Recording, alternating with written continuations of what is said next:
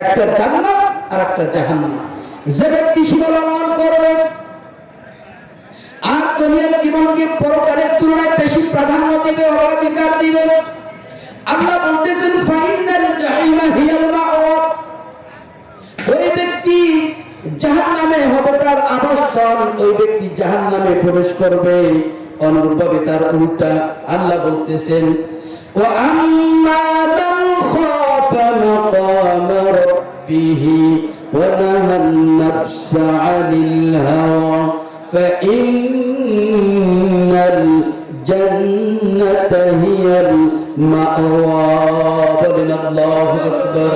আল্লাহ বলতেছেন আর যে ব্যক্তি তার মালিকের সামনে দাঁড়ানোকে ভয় করবে, খবর মানে ভয়, খবর মানে কি ভয়, মালিকের সামনে দাঁড়ানোকে ভয় করবে, ওয়ানাহান নাফসা আনিল হাওয়া, আর নিজের নফসকে কুপ্রবৃত্তি থেকে রক্ষা করবে, বাঁচিয়ে চলবে, ফাইনাল জান্নাতা হিয়াল মাওয়া, অবশ্যই তার ঠিকানা হবে জান্নাতে।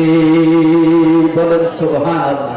আসেন এখন আমাদের এই উপরের যে কথা বললাম ওই দুইটা আছে না নিচের যে দুইটা এটা আছে?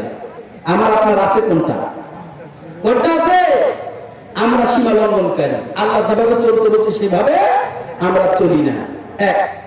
দুই নম্বর কথা বলছেন পরজগতের তুলনায় দুনিয়ার জীবনকে আমরা বেশি প্রাধান্য দেই, ঠিক কিনা?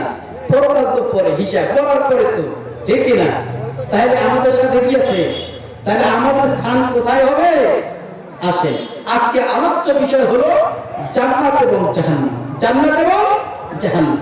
যদি সীমা লঙ্ঘন করি আর যদি দুনিয়াকে বেশি প্রাধান্য দেই তাহলে যাবো কোথায়? জাহান্নাম।